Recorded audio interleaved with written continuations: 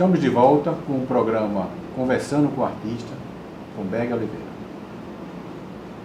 Ô Beg, vamos fazer uma pergunta interessante. Vamos dizer que você ganhasse na loteria uma bolada enorme. Você continuaria pintando? Com certeza. Eu lembro disso, que não sei se é exata as palavras do Portinari, ele disse, olha, se eu não fosse pintor, certamente eu seria pintor. Então eu faço das palavras dele as minhas, porque se eu não tivesse outra coisa para fazer, certamente eu ia continuar insistindo em fazer o que eu faço hoje. Então pintura para você é como se fosse uma necessidade. Uma necessidade, um prazer, é como mais que do que tomar água. Eu acho que eu pinto mais do que eu tomo água. É uma questão de sobrevivência de todas essas questões culturais, de conhecimento, aquilo que nos faz realmente dar um impulso para continuar acreditando nisso. Realmente o que eu percebo ao longo desse tempo todo que eu venho trabalhando com arte é que os verdadeiros artistas, eles fazem da profissão dele uma necessidade, eles precisam fazer aquilo. É impressionante como isso é comum a todos os grandes artistas. Eles dariam qualquer coisa para continuar, é como se fosse o alimento deles, essa atividade. Mas vamos aí, então quais são os seus planos para o futuro? Vamos fazer a exposição agora dia 30 de novembro, que tem 25 obras recentes, né? E quais são as próximas etapas? Continuar nessa produção, aumentar cada vez mais esse leque de criatividade que eu percebo, porque como pintor também, eu olho de forma crítica para os meus quadros e observo aqueles primeiros dos que eu faço agora, eu vejo que houve uma evolução.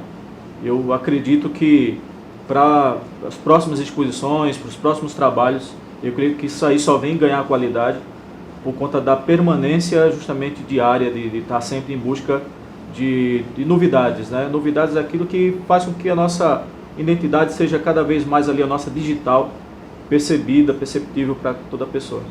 Já houve algum momento assim na sua carreira que você teve algum incidente que você tivesse vontade de desistir? Já teve uns abalos, assim, digamos, mas nada do que pudesse fazer com que eu pensasse nisso. Acho que quando o pensamento foi para essa desistência, eu automaticamente ocupei em pintar mais. E algum incidente assim isso é comum no mercado de arte, né? Você vendeu uma obra e a pessoa não lhe pagou, por exemplo? Já tem. A gente só não gostamos de colecionar essas coisas. Mas alguma crítica assim ferrenha que alguém chegou, olhou sua obra e disse coisas que você não gostou? Já teve. Teve um episódio, inclusive, que eu comecei muito com... Eu gosto muito da figura humana, então eu comecei a trabalhar muito retratos, fazia alguns retratos a lápis, a óleo. E teve um engraçado que o cara chegou e encomendou o trabalho, pegou uma foto muito pequena, menor do que uma 3x4, eu muito inexperiente na época, achava que qualquer referência eu podia pintar, e aí peguei aquela foto muito minúscula, e o cara sumiu, fiz o quadro, o cara sumiu, digo, poxa, eu vou estar com um quadro aqui, o cara não aparece mais, isso passou 2, 3 anos, digo, ó, depois ele apareceu, depois desse bom tempo, ele viu o quadro, e quando fui ver a forma dele, como ele olhou para o quadro, que viu aquele retrato que ele tinha na época colocado na minha mão, ele olhou para o quadro e disse, olha, você acertou exatamente, quando ele disse exatamente, eu pensava que ia vir um elogio, ele disse, você acertou exatamente a posição que eu detesto ficar. Então isso me marcou porque foi a posição que ele estava no quadro, né? Então ele não gosta, ou melhor, foi a posição que ele estava na foto. Então ele não gostava daquela foto que ficaria, ele não se via. Mas isso foi engraçado porque me serviu de experiência. Depois ele pediu para que eu consertasse alguma coisa ali, depois que ele voltou, olha, esse cara não está interessado nisso. E esse quadro dele acabou se transformando em um palhaço. E até hoje ele nunca mais... A pintura de retrato, né? Tem muitos artistas que não gostam de fazer porque às vezes não atende à expectativa da pessoa, né? É difícil realmente. Porque tem fotografias que às vezes nós mesmos não gostamos de como nós nos sentimos em determinadas fotos. E isso foi uma das coisas que me serviu muito. Eu só faço agora com uma boa nitidez, com uma posição, e de preferência que eu possa produzir a própria foto. Que a gente já tem uma visão de como isso pode ficar.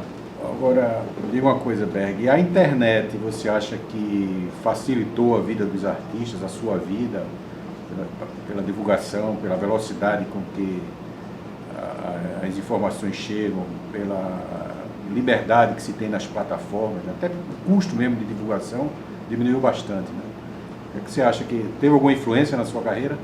Teve bastante, teve muito, porque até pessoas que buscam nas principais plataformas e até em blogs, na época, quando a gente começou muito, eu fiz um blog na época, coloquei alguns trabalhos até de alunos e meus, e às vezes muita gente acabou conhecendo através dali.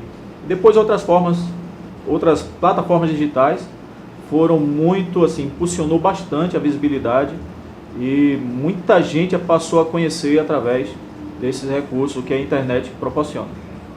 Eu acho que hoje o mercado de arte ele não existe sem uma divulgação pela internet. Realmente é uma ferramenta que nós aqui usamos na galeria, né? E como eu digo, o tiro da internet é longo, né? Você vai para o Rio Grande do Sul, para o Canadá, para os Estados Unidos. Nós mesmo já vendemos várias obras, inclusive suas, para os Estados Unidos através da internet. Quer dizer, realmente é uma ferramenta indispensável. Indispensável. Né? E bastante democrática, né? Porque com um custo muito baixo, qualquer um pode fazer. Né? Quer dizer, um conselho que a gente dá a qualquer artista que queira a divulgação do seu trabalho, que use as ferramentas de internet, que realmente funciona bastante. Faz uma grande diferença. E tem algum projeto assim de algum painel, alguma obra de grande porte na sua carreira? Já apareceu? Como é que está? Eu penso em fazer, Sérgio. Acho que todo artista, na caminhada de cada um, imagina produzir algo que realmente ele possa olhar como a sua obra-prima. E eu penso muito, ainda não fiz, né, nesse decorrer, desse desenvolvimento de pegada com surrealismo, nesse estilo, mas eu penso em fazer isso logo, né, produzir isso aí o mais rápido possível, para que a gente possa ter uma identificação, além daquilo que já foi colocado no mercado, mas para que as pessoas possam olhar assim, poxa, essa realmente é a obra-prima dele. De uma coisa, quando você termina um quadro, a última pincelada é aquela que você dá e afasta o quadro de você, ou se você ficar olhando para ele, vai ter a última e nunca acaba? Eu acho que funciona dessa forma. Se a gente ficar, eu sempre observo o quadro e olho pelo lado crítico também, de o que é que alguém que de repente não sabe de nada ia olhar para esse quadro. Alguém ia dizer, ó, tá faltando isso aqui. Ou então para mim, acho que tá bom. Mas fica Eu pergunto isso porque realmente isso parece que é o comum a todos os artistas. Quando você termina um quadro, se você não tirar o quadro de frente de você, você quer sempre colocar alguma coisa a mais. Então, você tem que terminar o quadro e afastar. E entregar, porque senão nunca termina, né? Isso é a realidade. Né? Pega no carona até de outro artista, o Santana, que era pintor, foi meu professor de pintura, Natureza Morta, né? Ele diz, olha, quadro a gente abandona, a gente não termina. Então eu pego isso e digo, vou abandonar isso aqui, senão nunca termino. E me diga uma coisa, tem aquele quadro que você diz assim, eu não vendo, você se apega tanto àquela obra que você, essa aqui não sai não, vai ficar comigo. Tenho, mas eu sou mais desprendido em relação a isso, Sérgio. Teve quadros assim que eu produzi e digo, isso aqui não vou, inclusive um das que eu fiz, que conta um pedaço da minha história, né? Do meu pai, da minha mãe, meu casamento. Eu fiz isso numa história e acabei abrindo mão. Mas tem aquele que ainda está comigo hoje, que é aquele primeiro que eu fiz, foi o meu primeiro contato com o óleo no curso em 98. Esse ainda está comigo, eu acho que não dá para abrir mão dele por enquanto. Agora vamos fazer um pequeno intervalo.